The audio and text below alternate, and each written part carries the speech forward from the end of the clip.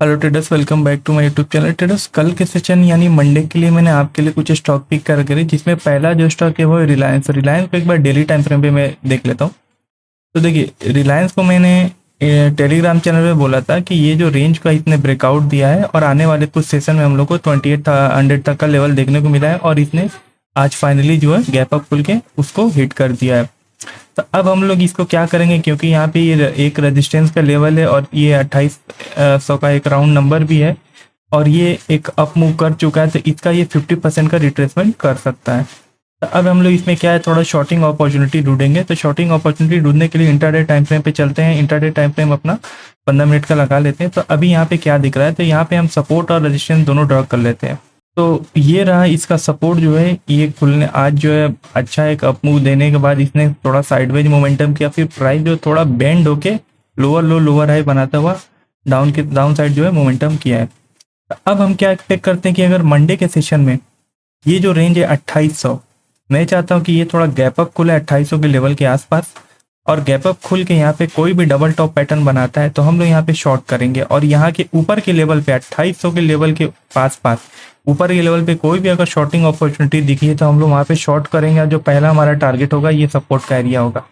और अगर प्राइस जो है फ्लैट खुलता है और ये जो रेंज है 2780 का, अगर प्राइस इस रेंज के आसपास खुलता है 2790 या 2780 के रेंज के आसपास खुलता है और कंसोलिडेट करके ब्रेकडाउन देता है, ब्रेकडाउन देके कोई भी एंट्री पैटर्न बनाता है, डबल टॉप एचएनएस पैटर्न या फिर कोई भी ऐसा एंट्री पैटर्न बनाता है, तो हम लोग वहाँ पे शॉर्ट करेंगे छोटे से स्टॉप लॉस के साथ।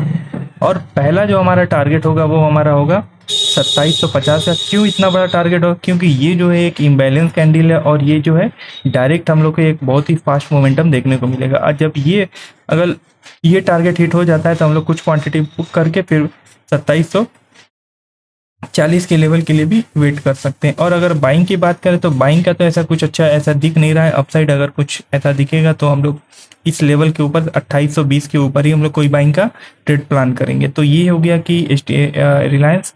और रिलायंस के बाद जो हमारा दूसरा स्टॉक है वो है बीपीसीएल। तो बीपीसीएल भी हम लोग शॉर्टिंग के लिए अपना इसको शॉर्ट लिस्टेड किए हुए हैं।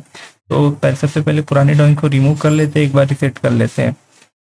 तो अभी क्या है कि ये जो है फॉल किया, फिर ये पुल बैक यहाँ पे 330 और 332 का लेवल है, यहाँ पे पुल बैक दिया और यहाँ पे कहीं ना कहीं एक ब्रेकडाउन का एंगल बना रहा है और kind of flag and pole pattern, inverted flag and pole pattern भी यहाँ पे बना रहा है। तो इसका ब्रेकडाउन दिया तो हम लोग को 310, 305, 315 तक का लेवल नीचे देखने को मिल सकता है। तो चलिए इसको 15 मिनट के टाइम फ्रेम पे एक बार शिफ्ट कर लेते हैं। तो अभी देखिए, अभी यहाँ पे क्या दिख रहा है, यहाँ पे अगर आप देखें तो यहाँ पे kind of double top pattern दिख रहा है और ये रहा उसका नेकलाइन। ये 328 का लेवल है, इसका नेकलाइन है।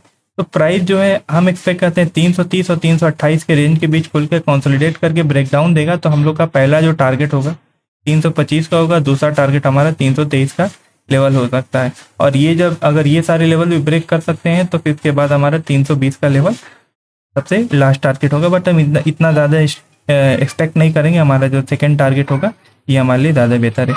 और अगर प्राइस जो है गैप डाउन खुल जाता है ये लेवल के आसपास 328 के और 27 के लेवल के आसपास कोई भी एंट्री पैटर्न यहाँ पे बनाता है तो हम लोग शॉर्ट करेंगे, क्योंकि यहाँ पे एक स्ट्रॉन्ग रेजिस्टेंस है। या फिर ये ऊपर जाके ये 329, 330, 331 के आसपास जाके कोई भी एंट्री पैटर्न बनाता है तो वहाँ पे हम लोग शॉर्ट करेंगे। अब पहला टारगेट हम लोग का होगा 328, 327 और फिर दूसरा टारगेट हमारा 325 का लेवल हो सकता है।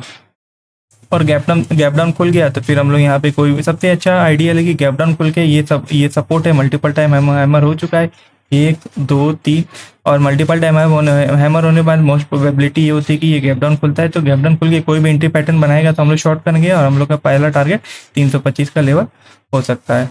तो चलिए हम लास्ट जो स्टॉक है उसके बारे में डिस्कस कर लेते हैं। लास्ट स्टॉक है हमारा एक्सिस बैंक और एक्सिस बैंक सबसे आइडियल ट्रेड सेटअप इसमें बनाया हुआ है हम लोग का कि अभी डेली टाइम फ्रेम पे देखें तो इसमें अभी फ्रेश सेलिंग आई है। कैसे, ये डबल टॉप पैटर्न यहाँ देखेंगे, ये रहा फॉल, फिर ये रहा एक रेजिस्टेंस का एरिया, यहाँ पे ये डबल टॉप पैटर्न बनाया हुआ है, ये रहा डबल टॉप पैटर्न और ये रहा इसका नेकलाइन और इसकी क्लोजिंग जो है ऑलमोस्ट नेकलाइन के आसपास हुई है। तो 15 मिनट के टाइम फ्रेम पे इसको देख लेते हैं कि हम लोग इसको कैसे ट्रेड प्लान कर सकते हैं। ये बहुत ही प्यारा सेटअप बनाया हुआ है। तो सबसे पहले हम लोग सपोर्ट का लेवल ड्रॉ कर लेते हैं।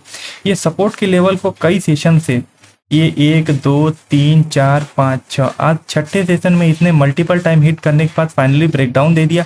और ब्रेकडाउन देने के बाद ये जो स्ट्रॉन्ग सपोर्ट था 680 का, इसको भी ब्रेकडाउन दिया। अब ब्रेकडाउन देके ये क्या करा, यहाँ पे दो प्रोबेबिलिटी है, या तो ये 681 के पास आके ये एक पुल बैक लेगा और डबल टॉप पैटर्न बनाएगा, या फिर 685 के आसपास।